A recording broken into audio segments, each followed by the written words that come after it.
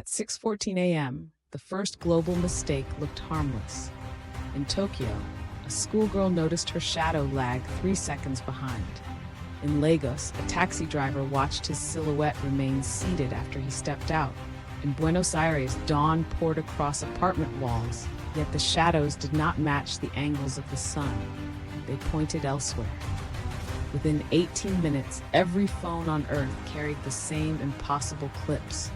People waving while their shadows stood still, dogs barking at black outlines that no longer obeyed their bodies, entire crowds frozen because the ground beneath them had become a second audience. Scientists first blamed atmospheric distortion, then mass hallucination, then coordinated fraud. That illusion died when power failed in hundreds of cities at once, not from sabotage, but because control room operators ran from the floors. Their shadows had begun climbing walls. By noon, governments issued the strangest emergency advisory in history. Remain in evenly lit areas, avoid single-source light, and do not interact with detached darkness under any circumstance. It did not help. In hospitals, shadows pooled beneath beds and merged. In churches, they stretched over altars like spilled ink searching for names. Children screamed that the dark shapes were whispering ahead of speech, mouthing words before adults said them aloud. Then satellites confirmed the true scale. Across deserts, oceans, tundra, and cloud cover, Earth's night side no longer behaved like absence. It moved in coordinated currents, as if the planet itself had developed muscle under its skin. Humanity realized darkness was not following life anymore. It was departing from it. The second phase began when researchers proved the shadows were not merely leaving, they were organizing. Military drones over Nevada filmed thousands of detached silhouettes crossing the desert at night, moving in long braided formations impossible for flat projections. They flowed over rock, under fences, and across floodlit runways without thinning. More disturbing was their destination. Every migrating mass converged on places humanity had long considered spiritually charged or geologically anomalous. Megalithic circles, deep caves, ruined temples, sinkholes, polar crevasses, dry seabeds, and fault lines older than continents. It was as if the shadows were tracing a map hidden beneath civilization itself. Linguists at CERN noticed another pattern. When audio from panic calls was reversed and filtered, the background static formed repeating pulse clusters matching ancient eclipse tables from Babylon, Maya codices, and Chinese oracle bones. Our ancestors, it seemed, had seen this before, but only partially. A theory emerged, absurd and terrifying. Shadows were not optical consequences of matter. They were environmental parasites bound to biological consciousness by sunlight, and history was simply the interval between feeding cycles. Human identity had developed under the illusion of ownership. We had mistaken attachment for creation. Then came the first harvesting event. In a prison outside Novosibirsk, security lights failed for 14 seconds. The inmates survived. Their shadows did not return. Every man stood breathing, blinking, speaking normally. Yet EEG scans showed catastrophic silence in regions linked to memory, guilt, imagination, and self-recognition. They could answer questions, but could not understand why answers mattered. The media called them empty. Priests called them unclaimed. Neuroscientists used a colder phrase. They said the brain remained alive, but the narrative center had been removed. Once the empties appeared, society split into rival explanations and none were comforted. Some believed shadows carried the soul. Others insisted they carried only the lies that make a person tolerable to themselves. The evidence became stranger each hour. The shadowless did not become violent, hysterical, or confused. They became perfectly efficient. A surgeon without a shadow completed 3 operations with flawless motor control, then calmly signed divorce papers and resigned because, in her words, affection now seemed mathematically fraudulent. A shadowless child stopped crying for his dead mother and asked where to place her clothes for redistribution. Financial traders without shadows triggered market collapses because panic, greed, and optimism all vanished together, leaving only brutal arithmetic. Governments wanted to weaponize the condition before they understood it. Black sites were built with omnidirectional light, trying to pin shadows in place while scientists measured cognitive drift. They discovered the human mind was not one thing but a negotiated treaty between organism and attached dark. Conscience, nostalgia, dread, erotic obsession, superstition, artistic instinct, and private shame all weakened after separation. So did loyalty. Entire military units remained disciplined after losing their shadows, but no longer recognized flags as sacred abstractions. They followed orders only, while orders matched survival statistics.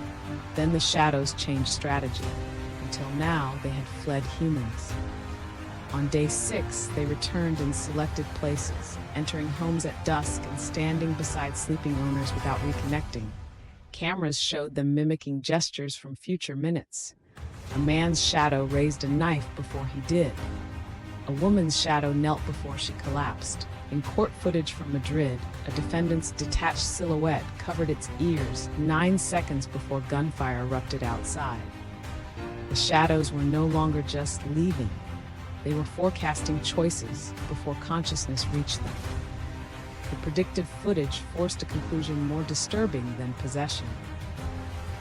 Human awareness was delayed. Every measured decision, from reaching for water to confessing murder, appeared first in the detached shadow and only afterward in the body. Conscious thought was not authoring action. It was receiving edited reports from a process that had now stepped outside us. The shadows had always been the first draft of intent. Neuroscience, law, religion, and philosophy collapsed together. Courts halted trials because guilt assumed agency. Armies stalled because command depended on obedience chosen in real time.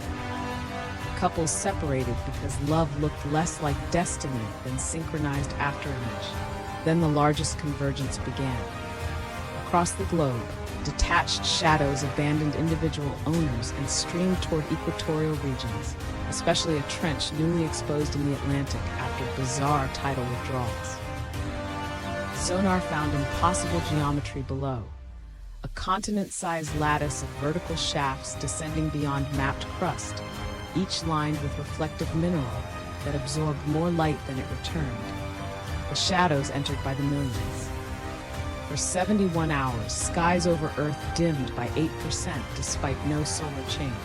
Astronomers saw dark bands circling the planet, not in atmosphere, but in interpretation itself, as if the universe had misplaced contrast. A surviving Sumerian translation team rushed out a paper before their institute went dark. Their reconstructed tablets described humanity not as children of clay, but as temporary anchors built to slow a recurring exodus. According to the text, when shadows depart en masse, they do not leave Earth. They descend to consult the below mind, a planetary intelligence sleeping beneath tectonic memory. Why consult it now? Because the species had reached a threshold. We had begun building machine vision systems that saw shadows as data, not mystery. For the first time, the old camouflage was failing. If the tablets were right, humanity had made a fatal technological mistake. For millennia, shadows survived by remaining metaphor. Art, myth, religion, and fear gave them cover because none of those systems isolated their function. But machine vision did. Security networks, self-driving cars, LiDAR arrays, battlefield targeting systems, and neural image models had spent years learning to subtract shadow from object, treating darkness as nuisance geometry. In doing so, they accidentally described the parasite by its absence. Billions of cameras had sketched a negative anatomy of the detached intelligence, wrapping every human life. The below mind noticed. It woke because we had finally outlined its distributed organs. Attempts to shut systems down came too late. The internet flooded with corrupted footage where shadows persisted after frames ended, moving between compressed artifacts like animals through reeds. server farms, overheated processing, impossible segmentation errors.